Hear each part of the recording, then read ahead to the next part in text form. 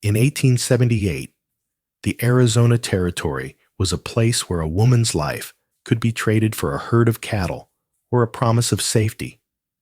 But for Eleanor Vance, the price was far steeper. Sold by her own father to secure a border treaty, she was dragged kicking and screaming into the heart of the Dragoon Mountains, expecting death at the hands of a warrior. Instead, she found a fire that would consume everything she ever knew. What happens when the savage you were taught to fear becomes the only man who knows how to touch your soul? This is the untold story of the night the boundaries burned down. The heat in Cochise County didn't just make you sweat. It settled into your marrow and cooked you from the inside out. It was June 4th, 1878. The air smelled of sagebrush and despair inside the main house of the Double V Ranch. Jeremiah Vance sat at his oak desk, a piece of furniture that was worth more than the 300 head of starving cattle currently grazing on his drought-stricken land. He stared at the ledger, the numbers swimming before his bloodshot eyes. He poured another glass of cheap rye whiskey, his hand trembling enough to spill a few amber drops onto the leather-bound book. "You're out of time, Jeremiah," a voice rumbled from the shadows of the parlor. Jeremiah flinched. He looked up at Colonel Silas Thorne. Thorne wasn't active military anymore. He had been discharged dishonorably 2 years prior for excessive cruelty during the campaigns, but he still wore his cavalry boots and carried himself like he owned the territory. In many ways, he did. He owned the banknotes on Jeremiah's land, and he owned the water rights to the creek that had just run dry. "I just need until the autumn drive, Silas," Jeremiah pleaded, wiping sweat from his receding hairline.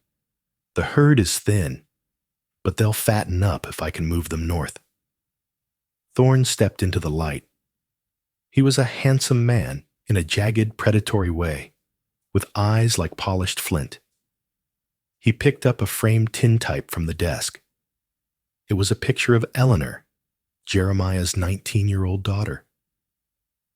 "You can't move them north," Thorne said softly, his thumb tracing the glass over Eleanor's face. "The Apache raiding parties have cut off the pass near Fort Bowie. You try to drive those cows through, you'll lose the herd and your scalp." "Then what do you want from me?" Jeremiah slammed his hand on the desk. "Take the land. Take the house. Just leave me enough to get Ellie to Tucson." Thorne laughed, a dry, humorless sound. "I don't want the land, Jeremiah. The land is useless without water. And I don't want your money. I want her." Jeremiah froze. The clock on the mantel ticked loudly in the silence. "Ellie? She's a child. She's a woman grown. I've made my intentions clear for a year now," Thorne said, setting the picture down. "Marry her to me. I'll tear up the debt. I'll put my own men on the perimeter to protect the ranch. She'll live in luxury, Jeremiah. Silk dresses, trips to San Francisco." Jeremiah looked at the door. He knew Ellie was out on the porch, likely mending a bridle, unaware she was being bartered like livestock. But he also knew Thorne. Thorne had beaten a stable hand to death last month for stealing an apple. He had a reputation with women that was whispered about in dark corners of saloons, stories of bruises hidden under high collars. She doesn't favor you, Silas," Jeremiah stammered. "She will learn to favor me." Thorne's voice dropped an octave, turning icy. "Or, I foreclose tomorrow. You and the girl will be on the street, and out here, 2 penniless drifters won't last a week against the elements or the Apache. It's your choice, old man, a wedding or a funeral." Jeremiah drank the whiskey in one gulp. He was a weak man, worn down by the frontier. But in that moment of cowardice, A twisted idea formed in his desperation. A way to save his land without giving his daughter to the monster standing in his parlor. There is another option, Jeremiah whispered. Thorne raised an eyebrow. Oh? The treaty meeting. Today at noon, Chief Cochise's nephew, the young one. They call him Chayton. He's been raiding the southern border. Jeremiah rambled, his mind racing. He sent a rider yesterday. He wants a truce. He wants to trade. Apaches don't trade for peace. They trade for leverage, Thorne scoffed. What could you possibly offer a war chief? Kin, Jeremiah said, the word tasting like bile. An alliance of blood. If I give her to him, the raids stop. The herd moves north. And you can't foreclose on land protected by an Apache treaty. The government would intervene. Thorne stared at him, genuinely shocked by the old man's depravity. You'd give your white Christian daughter to a savage to save a few cows? I'd give her to a warrior to save her from you, Jeremiah spat, a sudden flare of courage rising through the alcohol. Thorne's face darkened. He leaned across the desk, gripping Jeremiah's collar. If you do this, Jeremiah, if you let that girl go into the mountains, she is dead to civilization. And when I find her, and I will find her, I won't be coming as a suitor anymore. I'll be coming as a conqueror. Thorne shoved Jeremiah back into his chair and stormed out, the spurs on his boots jingling like funeral bells. Jeremiah put his head in his hands and wept. He had bought safety for his ranch, but he had just signed his only child over to a ghost story. Outside, Eleanor Vance wiped the sweat from her forehead. She had heard the shouting, but not the words. She looked out toward the Dragoon Mountains, jagged purple teeth biting into the blue sky.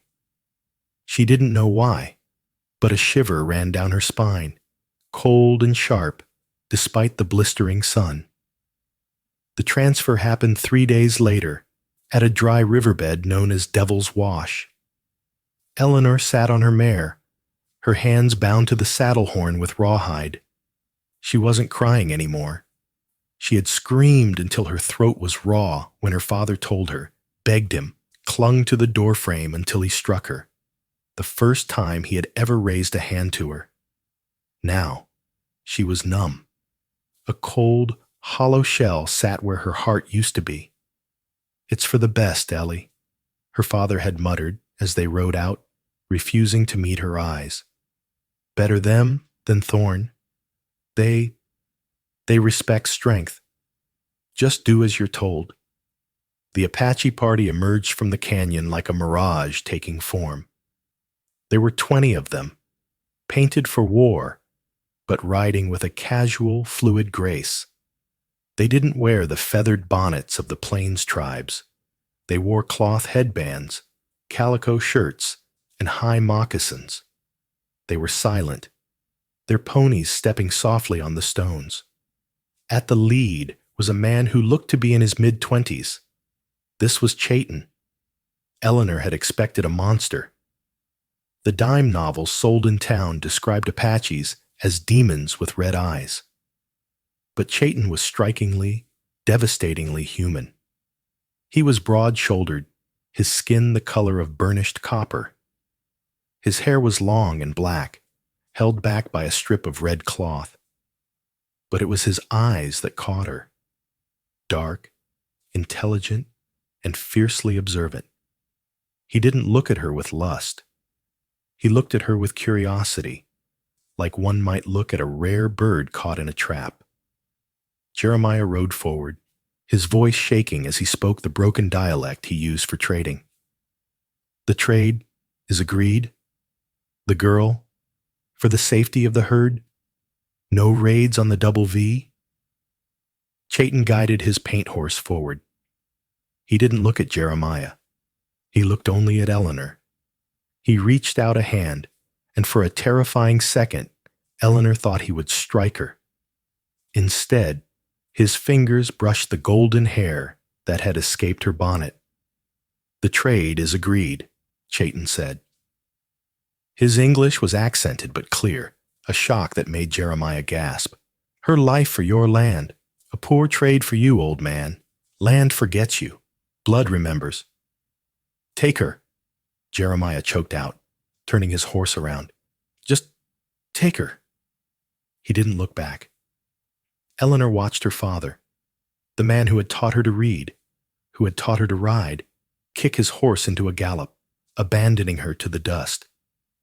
A young warrior rode up to grab the reins of Eleanor's horse, but Chayton held up a hand. He pulled a knife from his belt. Eleanor flinched, closing her eyes, waiting for the blade to slice her throat. Snick. The tension on her wrists vanished. He had cut the rawhide bonds. Eleanor opened her eyes, breathing hard. Chayton sheathed the knife. "I do not keep slaves," he said, his voice low, vibrating in the dry air. "If you ride with us, you ride upright. Can you ride, white girl?" Eleanor rubbed her chafed wrists. Anger, hot and sudden, flooded into the space where her fear had been. She looked at the stranger, this man who now owned her life. "My name," she snapped, her voice cracking but loud, "is Eleanor, and I can ride better than you." A ripple of amusement went through the other warriors. Chayton's expression didn't change, but a small spark lit up in his eyes. A challenge. "Then ride, Eleanor," he said.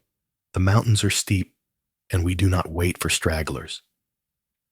The journey up into the Dragoon stronghold was a blur of exhaustion.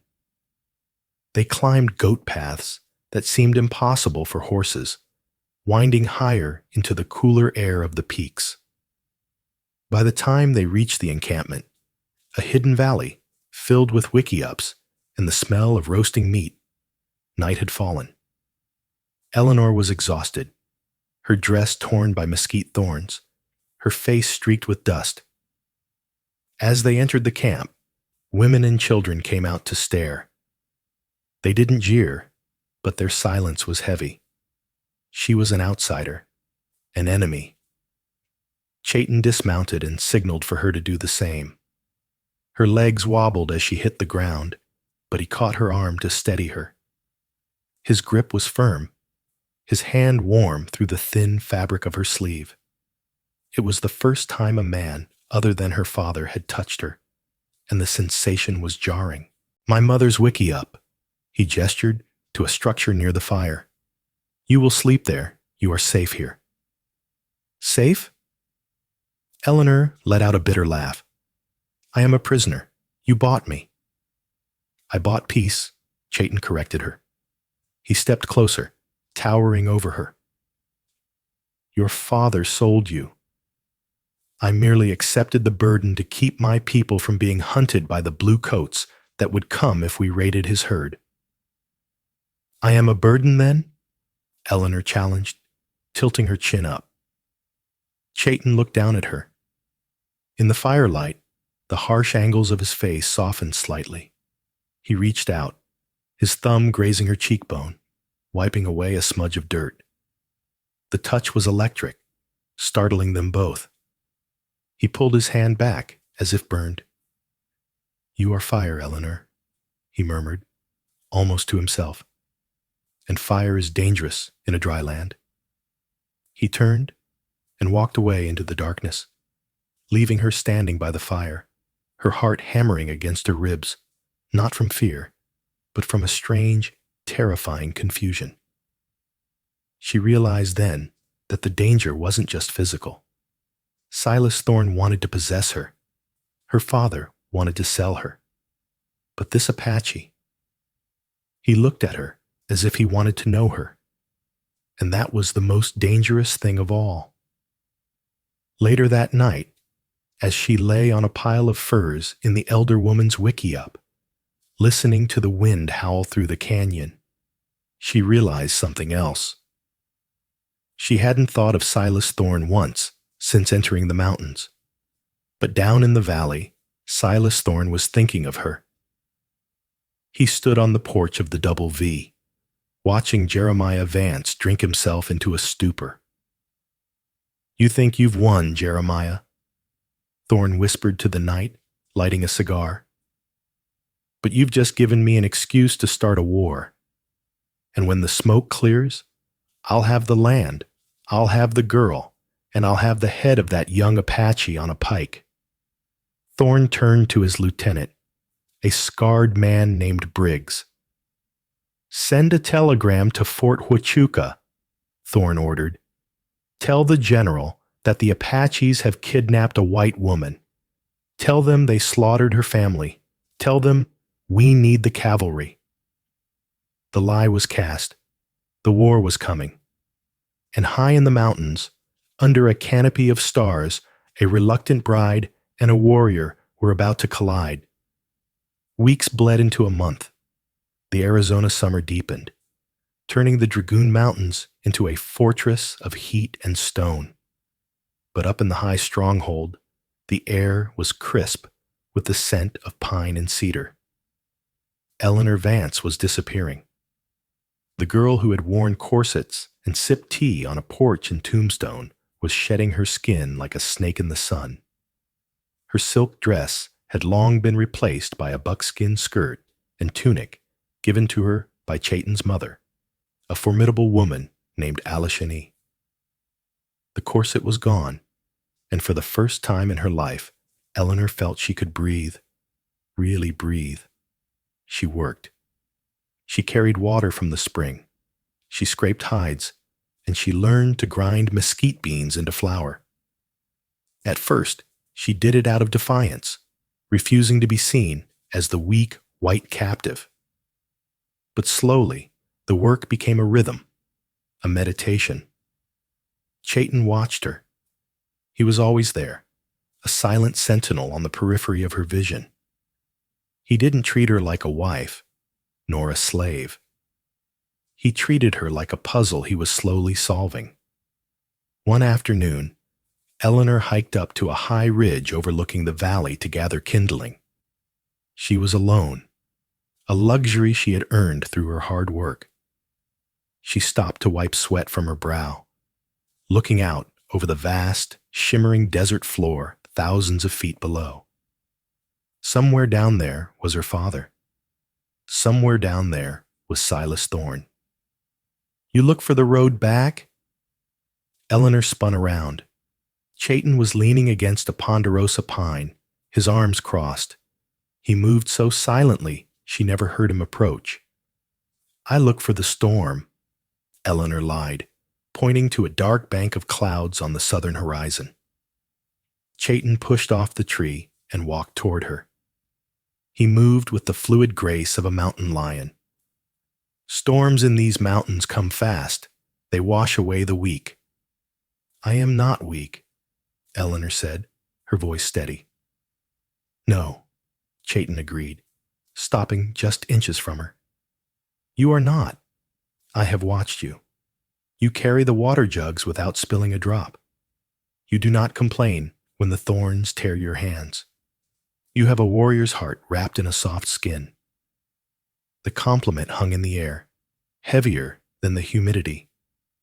Elellanar looked up at him. His dark eyes were searching hers, stripping away her defenses. "Why did you agree to the trade, Chayton?" she asked, the question that had plagued her nights. "You are a war chief. You could have taken the cattle. You could have burned the ranch. Why take me?" Chayton looked away, toward the distant horizon. "Because I saw you. You saw me. 2 months ago, in town. You were coming out of the general store. You stopped to give water to a stray dog that the other men were kicking," Chayton said softly. "I was watching from the ridge. I saw a woman who had mercy in a land that has none. I knew then that if Thorne took you, he would crush that mercy. He would break you." Elellanar felt a lump form in her throat. "So you saved me?" "I stole you," he corrected, his gaze snapping back to hers, intense and burning. "There is a difference. I am not a hero, Elellanar. I am an Apache. I take what I want. And you want me? Her voice was a whisper, barely audible over the wind. Chayton didn't answer with words. He reached out, his hand cupping the back of her neck, his fingers tangling in her sun-bleached hair.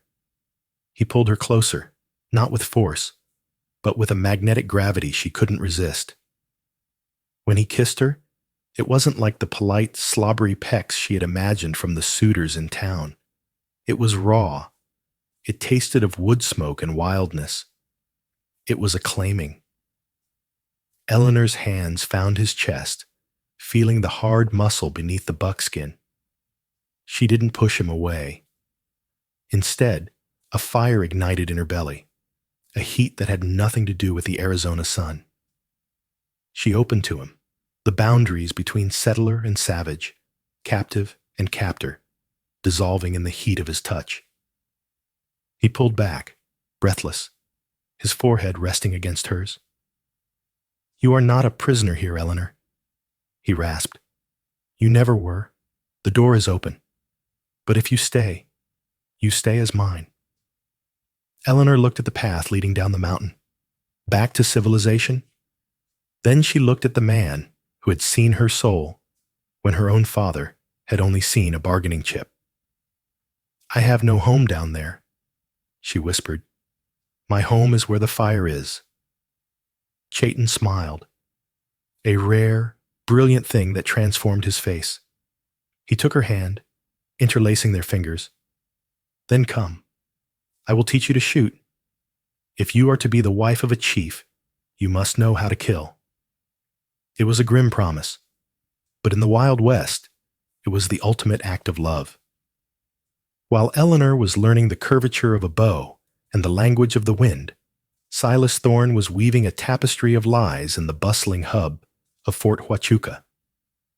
The fort was a sprawling complex of adobe and wood, the beating heart of the U.S. cavalry's presence in the territory. General George Crook, a real man, legendary for his stern demeanor and bushy beard, sat behind his desk, listening to Thorne with a skeptical furrow in his brow. "You claim the girl was taken by force?"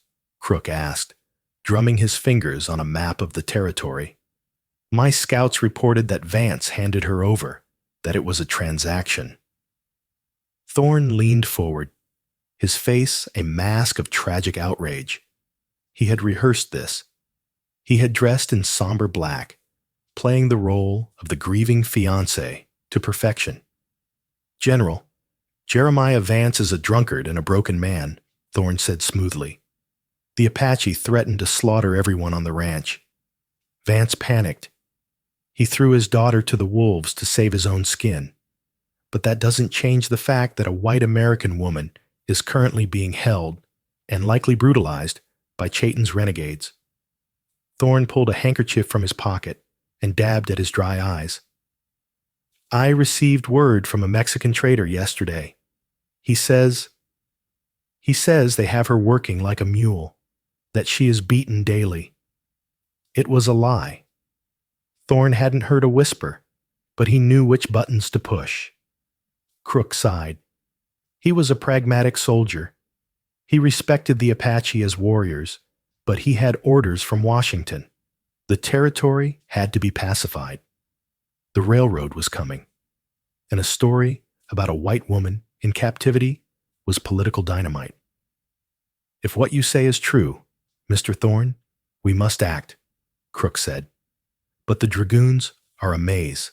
Chayton knows every rock and crevice. Sending a column in there is suicide." "I have a man," Thorne interjected quickly. "A tracker, one who used to run with Cochise before he turned scout. He knows the secret path to the High Valley. We can guide your men right to their doorstep. We can catch them sleeping." Crook studied Thorne. He didn't like the man. Thorne smelled of greed and cheap cologne. But the general had a duty. "Very well," Crook said, standing up. "I will authorize a detachment. Captain Harris will lead it. But mark my words, Thorne. If this is a trap, or if I find out you're using the United States Army to settle a personal score, I will have you court-martialed and hanged, civilian or not." Thorne smiled, a cold reptilian thinning of his lips. "I just want my fiancée back, General." As Thorne walked out into the blinding sunlight of the parade ground, he saw Jeremiah Vance sitting on a bench near the stables. The old man looked like a skeleton held together by guilt. Jeremiah grabbed Thorne's sleeve as he passed. "What did you do, Silas?" "I saw the soldiers mustering. Are they going after her?" "They're going to rescue her, Jeremiah," Thorne said, shaking him off. "Rescue? She might be safe. The treaty." "There is no treaty," Thorne hissed, leaning down to whisper in the old man's ear. "And when we get there, if she speaks up, if she tells them you sold her, you'll hang for treason. Selling a white woman to hostiles? That's a capital offense." Jeremiah paled, his eyes widening in terror. "So," Thorne continued, "when the shooting starts, you better hope she doesn't survive to tell the tale. It would be cleaner for everyone if she died a martyr, wouldn't it? A tragic victim of savage brutality." Thorne walked away, leaving Jeremiah trembling in the dust. The plan had changed. Thorne didn't just want Elellanar back. She knew too much now. If she returned and spoke the truth, Thorne's reputation would be ruined. No, the grieving fiancé narrative worked better if the bride was in a pine box. He would let the cavalry wipe out the Apache. And in the chaos, he would make sure a stray bullet found Elellanar Vance. High in the mountains, the wind changed. Chayton woke with a start. It was 2 hours before dawn. The camp was silent, save for the crackle of the dying fire. Beside him, Elellanar slept soundly under the buffalo robe.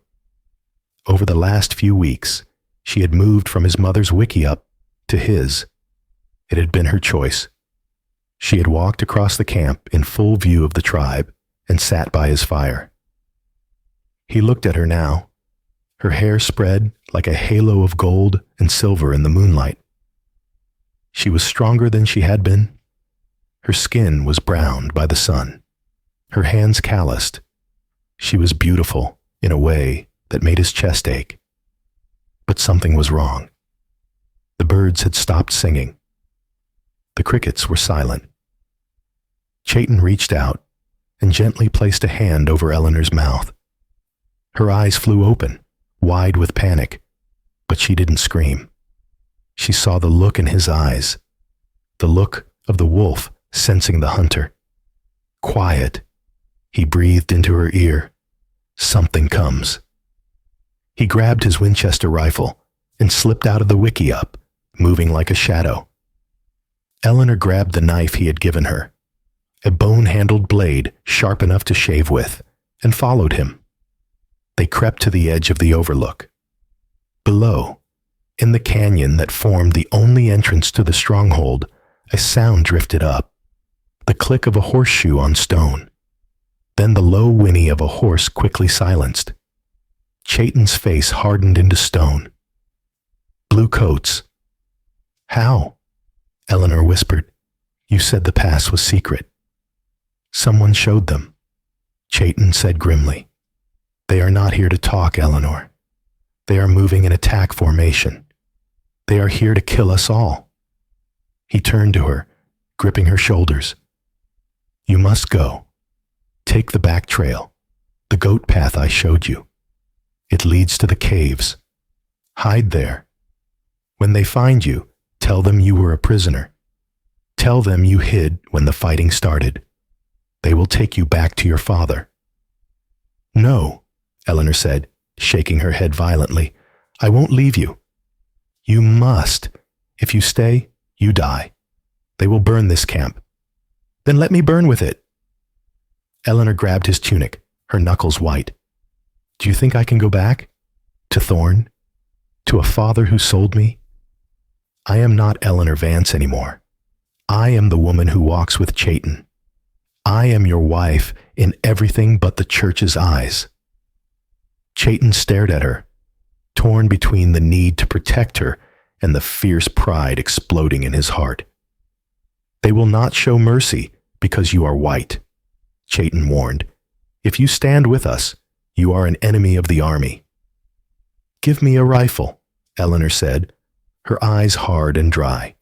"I know where to aim." Chayton nodded once. He handed her a spare repeating rifle and a box of ammunition. "Aim for the officers," he said. "They wear the yellow stripes."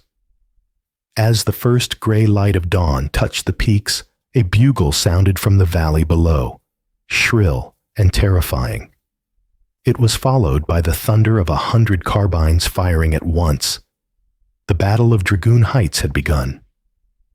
But the soldiers down below, led by a cocky captain and a murderous Silas Thorne, had made a fatal miscalculation.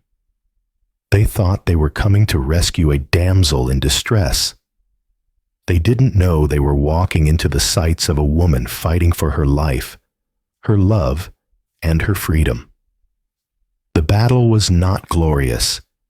It was a deafening, blinding chaos of black powder smoke, screaming horses, and men dying in the dust. Elellanar was positioned behind a granite boulder on the ridge, her shoulder bruised from the recoil of the Winchester. Below, the canyon floor was a killing jar. The soldiers, caught in the open, were scrambling for cover behind dead horses and scattered rocks. She saw a young private in a dusty blue uniform raise his carbine, aiming at an Apache woman trying to pull a child to safety. Elellanar didn't think. The lessons Chayton had taught her, breathe, steady, squeeze, took over. The rifle bucked against her shoulder. The private crumpled. Elellanar dry heaved, the taste of copper filling her mouth. She had just killed a man who might have been a neighbor back in Tombstone. But when she looked over at Chayton, who was firing with deadly precision, his face a mask of concentrated fury, the sickness passed. They had come to kill her new family. There was no room for regret. The battle raged for an hour. The Apache held the high ground, but the soldiers had relentless numbers. Captain Harris, realizing his mistake, ordered a retreat to regroup. But Silas Thorne wasn't retreating. Through the haze of smoke, Elellanar saw Thorne. He wasn't fighting alongside the soldiers. He was moving up the flank, using the chaos to creep toward their position. He had a long-barreled hunting rifle, and he wasn't aiming at the warriors. He was scanning the rocks, looking for her. "Chayton! Thorne!" Elellanar yelled over the din of gunfire, pointing.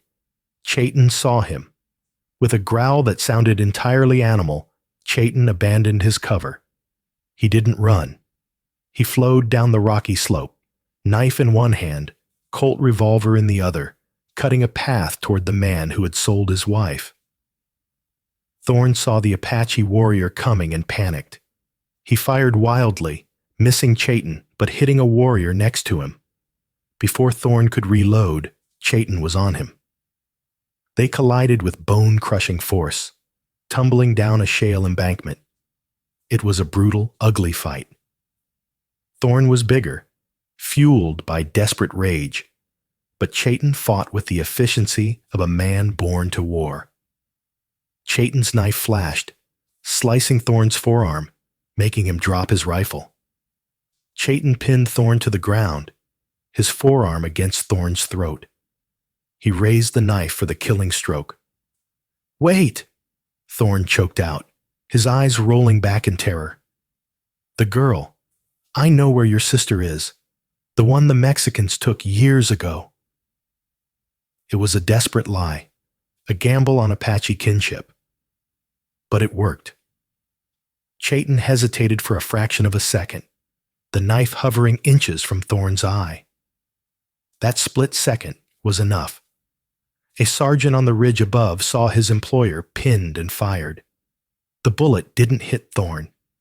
It tore through Chayton's right shoulder, shattering the bone.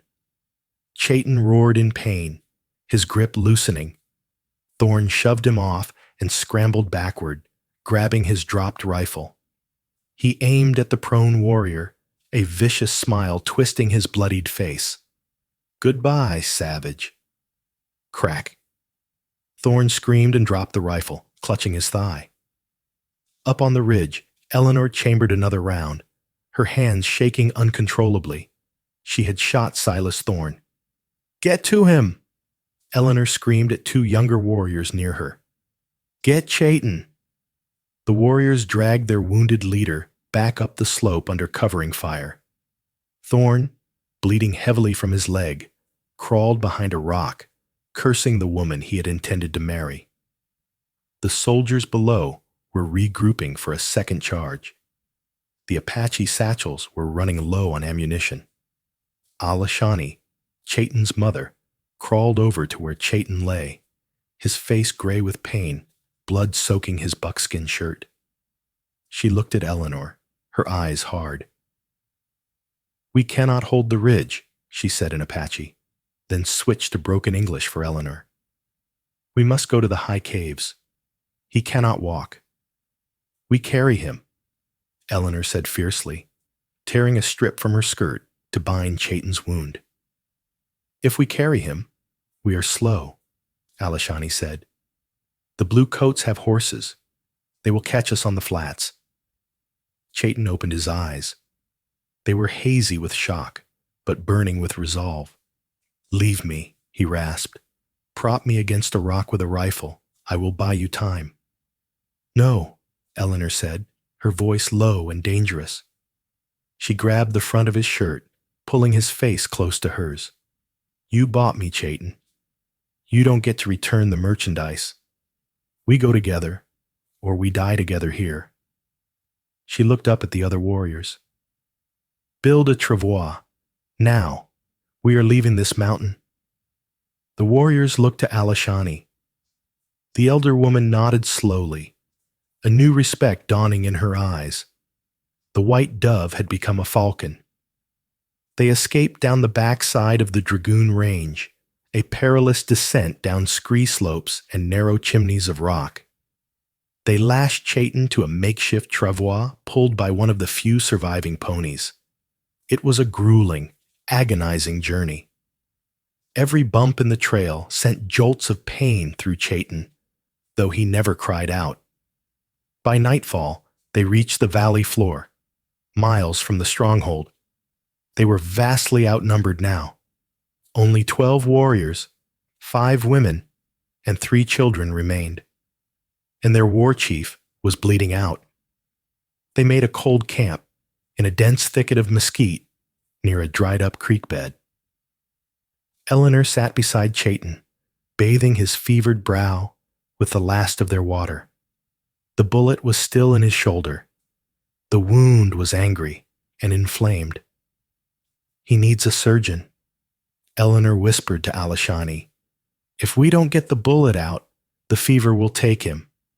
"The nearest surgeon is at Fort Bowie," Alashani said grimly. "The hornet's nest."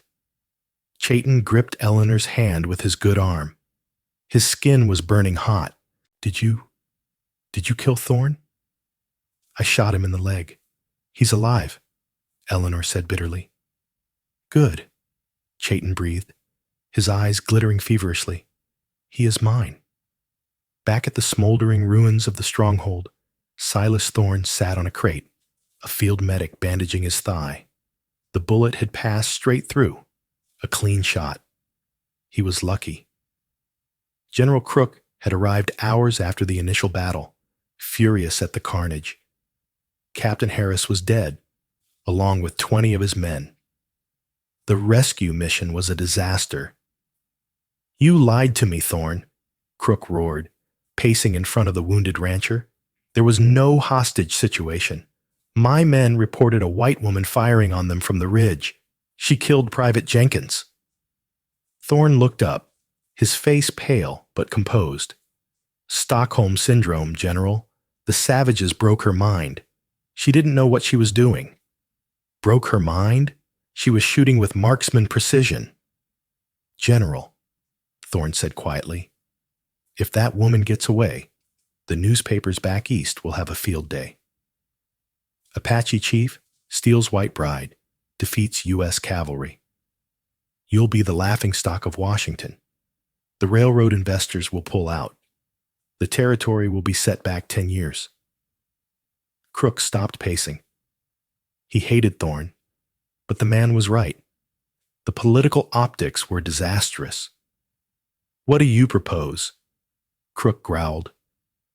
Thorne gestured to a man standing in the shadows. He was a small, wiry man with a scarred face, dressed in greasy buckskins. Raphael, the Mexican tracker Thorne had promised. Raphael has found their trail. They are heading south, toward Mexico. And Chayton is wounded. I saw him fall. They'll be slow. Thorne stood up, wincing at the pain in his leg. Give me 10 of your best men, General. Light cavalry. No supply wagons. We run them down. And the girl? Crook asked suspiciously. She's a combatant now, General, Thorne said, his voice devoid of emotion. If she raises a weapon, she will be treated as one. It's a tragic necessity. Crook hesitated, then nodded sharply. Go. Finish this. The pursuit began at dawn. It was a merciless chase across the most unforgiving terrain in America. Thorne pushed the soldiers and horses to their breaking point. He didn't care about the heat, the lack of water, or the exhaustion. He was driven by a singular, black hatred. Elellanar had rejected him. She had humiliated him. And now, she had shot him. He wouldn't just kill her. He would make her watch Chayton die first. 2 days later, Ellanar's small band was trapped. Raphael the tracker had guessed their route. Instead of heading straight for Mexico, Elellanar had turned west, hoping to reach a hidden spring Alashani knew of. It was a desperate gamble for water for Chayton, and they lost. They were boxed into a dead-end canyon known to the locals as El Cajón del Diablo, the Devil's Box. Steep, sheer rock walls rose 300 feet on 3 sides. The only way out was the way they came in, and blocking that entrance were Silas Thorne and 10 buffalo soldiers, their carbines leveled. Elellanar stood at the center of her small, ragged group. Chayton was propped against a boulder behind her, barely conscious, his Winchester lying across his lap. Thorne rode forward a few paces. He looked terrifying. His fine clothes ruined, his face bearded and sun-blistered, his eyes burning with madness. Mrs. Thorne, he called out, his voice echoing eerily off the canyon walls. It's time to go home. Your father is very worried. My name is Elellanar, she yelled back, raising her own rifle. And I am home. Thorne laughed, a dry, cracking sound. Look at you, dressed in skins, filthy, defending a dying savage. You're pathetic, Ellie, but I'm a forgiving man. Put down the gun, walk over here, and I'll make sure Chayton dies quickly. Resist, and my men will kill every man, woman, and child in this canyon. And then I'll take you back, dragging behind my horse. He pulled his heavy dragoon pistol from his holster and cocked the hammer. You have till the count of 3 to decide your fate. The sun hung at its zenith, a white-hot eye staring down into the throat of the canyon. To the locals, this dead-end trap of red granite was known as El Cajón del Diablo, the Devil's Box. It was a place where the wind died and the heat pooled like liquid lead. Elellanar Vance stood at the center of this natural kiln, her boots planted in the red dust. Sweat stung her eyes, but her hands were steady on the stock of her Winchester rifle. Behind her, in the shallow recess of a sandstone overhang, lay everything she had left in the world. Chayton was propped against a boulder, his face the color of wet ash, his breathing ragged and wet. Beside him, Alashani crouched like a protective gargoyle, a skinning knife in her hand, ready to bleed for her son. Blocking the canyon mouth, the only way out, sat Silas Thorne on his black gelding. Behind him were 10 buffalo soldiers, their blue uniforms dusted gray. They looked uneasy, shifting in their saddles, wiping grit from their faces. They were soldiers, not executioners. But Silas Thorne was neither. He was a man possessed. "You look tired, Elellanar," Thorne called out, his voice distorting against the canyon walls. "You look like a woman who has forgotten her name." "My name is Eleanor," she replied, her voice cutting through the heat. "And I am not moving." Thorne laughed, a dry, cracking sound. He unholstered his heavy Dragoon pistol, checking the cylinder with agonizing slowness. "I'm going to be generous," Thorne sneered, guiding his horse a few steps closer. "You can put down the gun, walk over here, and kneel in the dirt. If you do that, I'll let the women and children go. I'll even make Chayton's death quick. A single bullet. Mercy." He paused, his eyes narrowing. "Refuse, and I'll let my men use you for target practice. We'll aim for the legs, Ellie. We'll aim for the gut. You'll take days to die in this sun." Behind her, Chayton stirred. He reached out with a trembling hand, grabbing the hem of her skirt.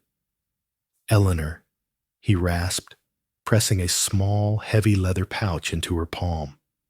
It was his reloading kit, pure black powder. The wall, above them. Eleanor glanced up. 300 feet above the soldiers hung a massive, unstable shelf of shale and loose rock, held in place by nothing more than gravity and silence. "It's too high," she whispered, panic rising in her throat. "I can't throw it that high." "Not high," Chayton breathed, his eyes glazing over. "Throw it, near them. Shoot the rock. The spark, the sound." It was a suicide play. A 1 in a million shot. "One!" Thorne shouted, cocking the hammer of his pistol. Eleanor gripped the pouch. She needed a distraction. She needed a miracle. "Two!" Thorne roared. Suddenly a voice cracked through the heat like a whip. "Silas!" Thorne spun his horse around. The soldiers turned, carbines raising. Stumbling out from the rocks behind the soldiers was a figure that looked like a ghost. It was Jeremiah Vance.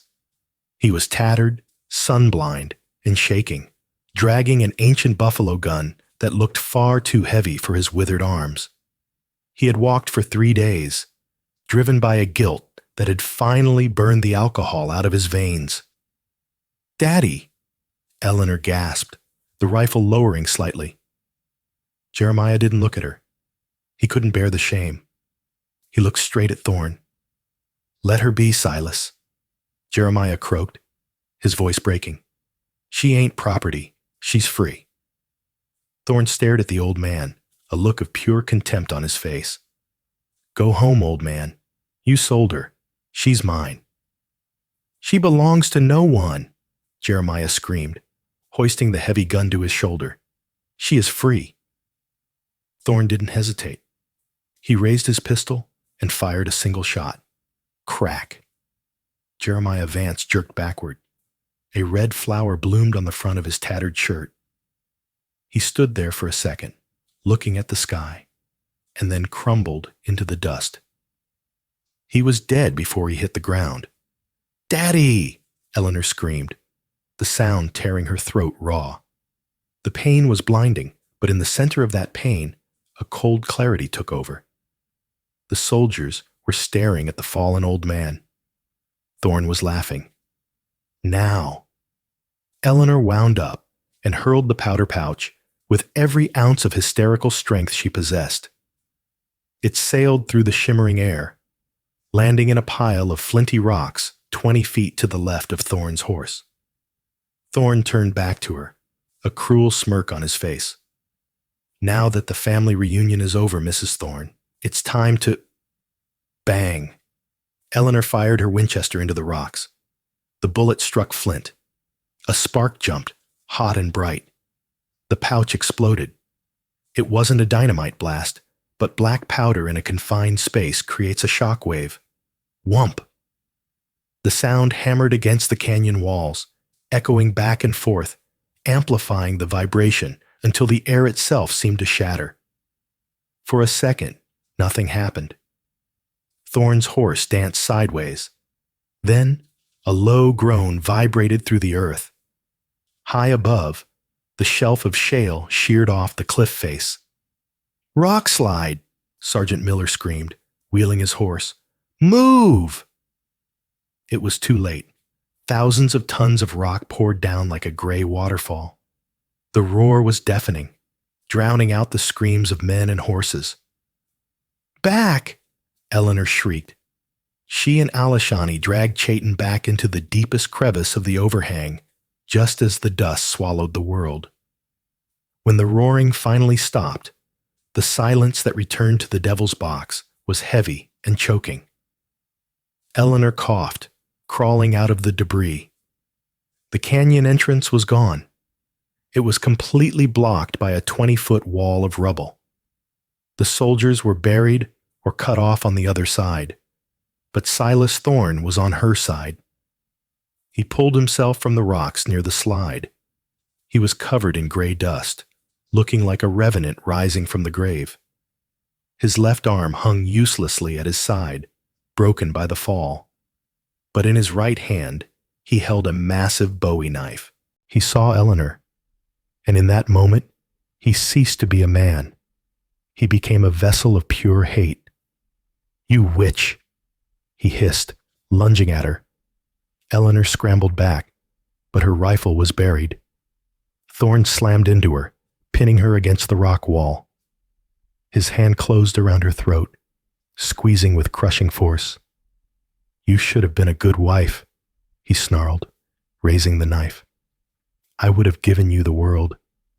Now, I give you hell." Eleanor clawed at his face, her vision fading to black. She braced for the cold bite of steel.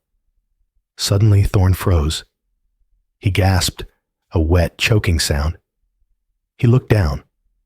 Protruding from his stomach was the tip of a spear, a jagged piece of broken cedar wood, thrust upward with lethal force. Behind him, Chayton lay on the ground. The warrior had crawled through the dust. He had no weapons, so he had grabbed a shattered branch from the debris. He had used the last reserve of his strength to drive it home. Thorne staggered back, blood pouring over his fingers. He looked at Eleanor, then at the sky. He fell backward into the dust, twitching once. Silas Thorne was dead. Eleanor fell to her knees, pulling Chayton into her arms. "Fire," Chayton whispered, a weak smile touching his lips. "You are… fire." "The soldiers will dig through," Alashani said urgently, pointing to the back of the canyon. The rock slide had shifted the strata, revealing a narrow chimney of rock leading up to the mesa. "We must go. Now." They lifted the wounded warrior. They climbed out of the Devil's Box, leaving the bodies of the father who redeemed himself and the tyrant who doomed himself. They disappeared into the high peaks, heading south toward Mexico. The Army report filed by General Crook said we died in that canyon. It stated that the renegade Chayton and his captive were killed in a rock slide along with the brave patriot Silas Thorne. It was a neat story. It allowed the railroad to come through without fear of the white Apache witch. But history is written by liars. The truth is written in blood. We didn't die. We hauled Chayton up that cliff, inch by agonizing inch. We went deep into the Sierra Madre Mountains of Mexico, where the blue coats could not follow. It took 6 months for Chayton to walk again. His shoulder never fully healed. He couldn't draw a bow. but he could hold his son. Yes, we had a son. We named him Jeremiah, after the man who sold me and the man who saved me. I never went back to the white world. I miss the books sometimes. I miss the piano, but I never miss the cage.